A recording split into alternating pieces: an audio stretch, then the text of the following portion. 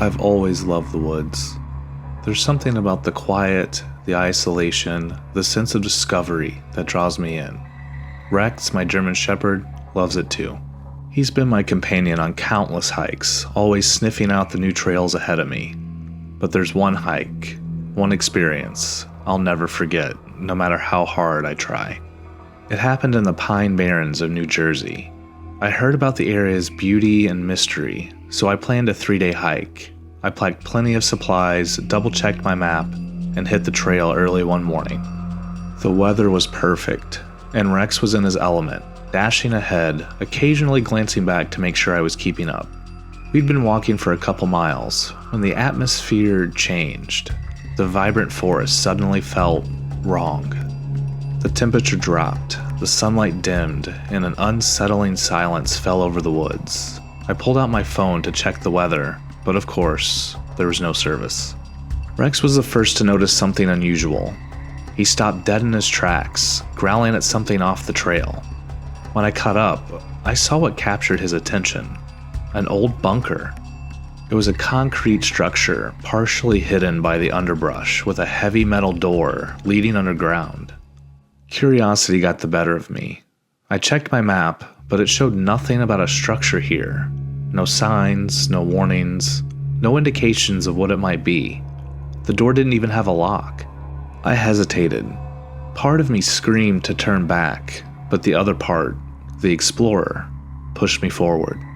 I opened the door, and a damp, musty smell hit me in the face. With Rex at my side, I shined my flashlight down the stairwell. We decided to venture down into the bunker. The stairs seemed endless, but we eventually reached the bottom. What greeted us was a long hallway lined with doors. The first room I peeked into looked like an office, abandoned for decades. Mold covered the walls, and an ancient computer sat on a desk. Papers, photos, and even a coffee mug was scattered about, as if everyone left in a hurry. We explored for what felt like an hour, moving room to room. Every space was the same, offices or meeting rooms, all filled with decaying remnants of another era. I couldn't shake the feeling that this bunker felt out of place, its existence a secret. Then I heard it, a faint noise in the hallway. I froze. So did Rex, who let out a growl. Slowly, I peeked out of the room. The hallway was empty, but Rex's reaction told me we weren't alone. I decided it was time to leave. As I headed towards the entrance, Rex bolted the opposite way down the hall, barking madly. I shouted his name, telling him to come back. However, he didn't stop. I watched him disappear into the darkness. I knew I needed to get out of there, but there was no way I was leaving him alone down here. I took a deep breath and headed deeper into the bunker. I found him standing stiffly in front of a steel door, different from the others. It had a small reinforced viewing window and thick locks. Rex didn't move, his gaze fixed on the door. Against my better judgment, I approached. Shining my flashlight through the window, I saw a small concrete room. The only feature was a set of deep, jagged scratch marks running down the back of the far wall. Then came a crash, a loud, violent sound from the other side of the door. I stumbled back, dropping my flashlight. My heart pounded as I fumbled to pick it up. When I looked through the window again, I saw it. A face. It was like a nightmare brought to life. A creature with a head resembling a horse, but smaller, with oversized black eyes and sharp, jagged teeth. It stared at me, unblinking. I screamed. Grabbing Rex's collar, I ran as fast as I could, not stopping until I burst into the sunlight outside. Even then, I didn't feel safe. I drove out of the barrens and called the local police. They promised to investigate, but I never heard back. To this day, I don't know what I stumbled upon in those woods. I've scoured every resource I could find, but there's no record of that bunker or the creature inside. I'll never step foot in the Pine Barrens again. Some things are better left undiscovered.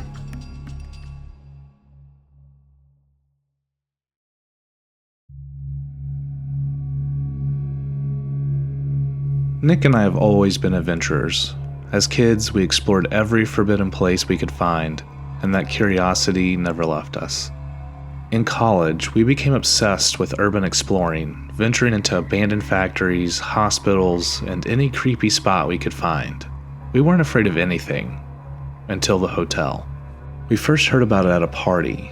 A guy, drunk and half slurring, mentioned an old abandoned hotel just outside the city.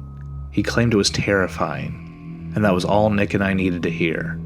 After piecing together the directions he gave us, we decided to check it out that weekend. The hotel was buried deep in the woods, hidden behind decades of overgrowth. When we arrived, I was amazed it was still standing. It was falling apart with vines creeping up its walls and the forest slowly reclaiming it. The front door was wide open, as if daring us to come inside.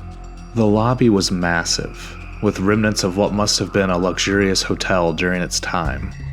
A dusty but beautiful chandelier hung from the ceiling, and faded wallpaper peeled from the walls. Nick, ever the joker, rang the bell at the front desk and grinned at me. I shook my head, smirking, and headed towards the grand staircase. Nick followed as we explored the upper floors.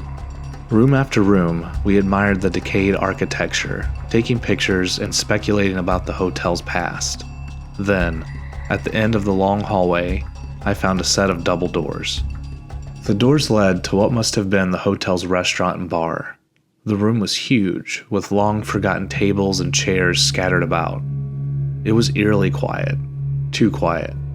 That's when I realized I couldn't hear Nick anymore. I called out for Nick, stepping back into the hallway. Nothing. I retraced my steps to where I'd last seen him. Panic crept in as I called his name again and again, but still no response. Then, out of nowhere, I felt a hand on my shoulder. I jumped, spinning around, only to find Nick standing there. I yelled at him, telling him he scared me. Then I chuckled. Nick had definitely got me good. However, Nick didn't laugh or apologize. He just stood there, his face blank, his eyes distant. "I found something," he said in a flat voice. "Come with me." Uneasy but trusting him, I followed. He led me to the far end of the hall, where he pointed to a door. He told me to open it. I gave Nick a confused look, but did what he said and opened it. The door creaked open, revealing a staircase leading into darkness. I shined my flashlight and saw the steps disappeared into what I guessed was the basement. I told him it was a great find, trying to lighten the mood, but Nick's expression didn't change. He then told me I should go down there, his voice devoid of emotion. Something about him was off, so off that a chill ran down my spine. I asked him if he was okay. Nick didn't answer. He just stared at me. Before I could decide what to do, I heard something that made my heart stop. From down the hall came Nick's voice, shouting my name. I froze. The Nick in front of me hadn't moved or said a word. Whatever was standing in front of me, it wasn't Nick. I asked them who they were, my voice stammering as I backed away from the Nick standing by the door. The thing, pretending to be Nick, just smiled, an eerie, unnatural smile. And once again, he pointed towards the stairs and said that I should go down there. I didn't wait to find out what it wanted.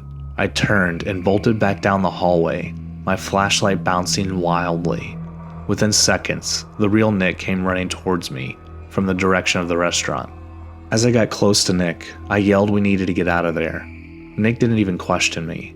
He just grabbed my arm and pulled me back to the front doors. We didn't stop until we were outside, gasping for air. For a moment, neither of us spoke. Finally, I looked at Nick. I wanted to tell him what had happened, but I didn't even know where to begin. Nick's face was pale. "I saw it too," he said quietly, "and it wasn't me."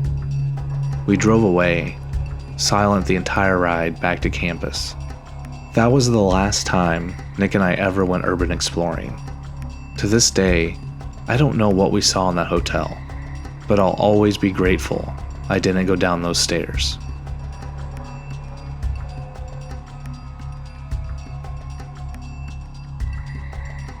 Back in high school, I wasn't exactly the model student. I skipped class, got suspended, smoked, and drank way more than I should have. Looking back, I'm not proud of who I was then, but if it weren't for one terrifying day, I don't think I would have turned my life around. It started like any other school day. My best friend Heather and I decided to skip school, and we wanted to do something adventurous and smoke somewhere new. Heather suggested the old abandoned railroad station just outside of town. This was a no-brainer, remote, creepy, and perfect for a couple of thrill-seeking teenagers.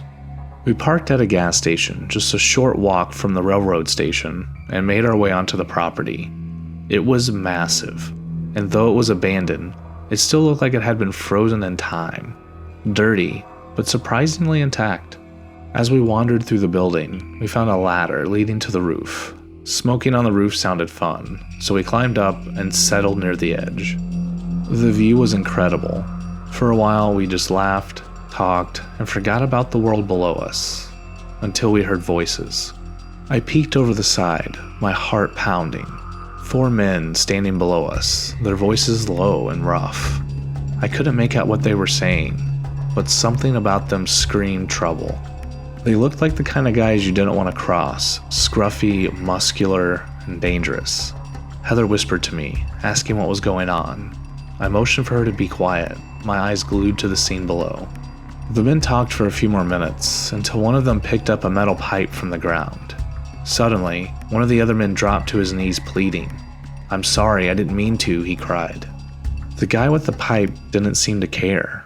Without warning, he swung it, cracking the man across the head. I gasped, loudly. The sound of my reaction echoed in the stillness, and I stumbled backwards, making even more noise on the metal roof. Silence fell below. They heard us. I knew it.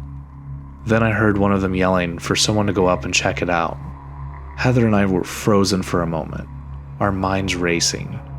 Then, she spotted another ladder on the far corner of the roof. We crept to it as quietly as we could. The sounds of boots climbing the ladder behind us was growing louder. We reached the second ladder and looked down. It led straight to the ground. Without hesitation, we started climbing. My hands were shaking so badly I almost slipped, but we made it all the way down. The moment our feet hit the ground, we ran. I've never ran so fast in my life. The men were shouting now, something about girls and don't let them get away. But I didn't look back. We sprinted to Heather's car, jumped in, and sped off, hearts pounding. Back in town, we went straight to the police station. At first, they didn't seem to take us seriously. But after we described the men and the attack in detail, they acted quickly. A few days later, we learned the police had arrested the men. The guy who got hit with the pipe survived, though just barely. From what we were told, the whole thing had been about some drugs the guy had lost. If those men had found us that day, I know we wouldn't have made it out alive. That event haunted me for a long time, but in a way, I'm thankful it happened. It scared me straight. I quit skipping school, stopped hanging around bad influences, and got my life together. Even now, years later, I can't pass by that old railroad station without a shiver running down my spine. It is a reminder of how close I came to losing everything, and how lucky I am to still be alive.